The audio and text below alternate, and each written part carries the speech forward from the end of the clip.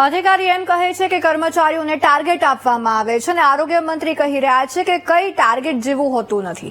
આરોગ્ય મંત્રી ઋષિકેશ પટેલ એમ કહે છે કે જે પણ આવી રીતના જેની નસબંધી થાય પેશન્ટને 2,000 રૂપિયા આપવામાં આવે અને સાથે જે એની મદદ કરે આશા વર્કર કે જે હોય એને પણ રૂપિયા આપવામાં આવે છે। હવે આમાં કોણ સાચું કોણ ખોટું? આ વચ્ચે એક યુવાનનું જીવન તો બરબાદ થયું છે ને। અરે લગ્ન પણ નતા થયા, લગ્ન કરવાનો હતો એ અને નસબંધી કરી નાખી સહમતિ વિના। નિયમ છે કે જે પુરુષની નસબંધી તમે કરો એની પત્નીની પરવાનગી લેવી પડે, એની સહમતિ હોય તો જ તમે કરી શકો। પણ આને તો હજી લગ્ન થયા નતા અને લગ્ન કરવાનો હતો। હવે આખું એનું લગ્ન જીવન બરબાદ, એનું જીવન બરબાદ થઈ ગયું। હવે શું એના લગ્ન થશે કે કેમ એ પણ સૌથી મોટો સવાલ છે। ટાર્ગેટ પૂરું કરવા આટલી હદે કેવી રીતે કોઈ જઈ શકે?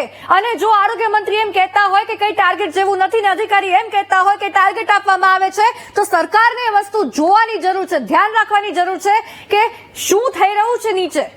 સરકારને એમ લાગે કે ભાઈ કોઈ ટાર્ગેટ નથી અપાતા અને નીચે અધિકારીઓ કર્મચારીઓને ટાર્ગેટ આપીને બેસી જાય એટલે કર્મચારીઓ તો ટાર્ગેટ પૂરા કરવા જ પડે, નહીં પગાર કાપી દેવામાં આવે કે સરખો પગાર ના મળે, જે સાઈડમાં પૈસા મળવાના હોય ના મળે, એટલે મન ફાવે એમ જેને પકડીને આવીને દારૂ પીવડાવીને નસબંધી કરી નાખે। આ કેસ સામે આવ્યો। આવા બીજા કેટલા કેસ હશે કે જે કદાચ દબાવી પણ દેવામાં આવ્યા હશે।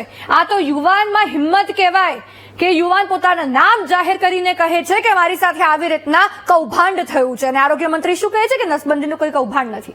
ચલો તમે પરિવાર નિયંત્રણ લાવવા માટે આ કદાચ કરતા હશો, પણ કોણે હક આપી દીધો હતો કે યુવાનને દારૂ પીવડાવવામાં આવે, એને પૈસાની લાલચ આપવામાં આવે, મજૂરી કામ દબાને લઈ જવામાં આવે અને નસબંધી કરી દેવામાં આવે કોઈ પણ પ્રકારની પરવાનગી વિના?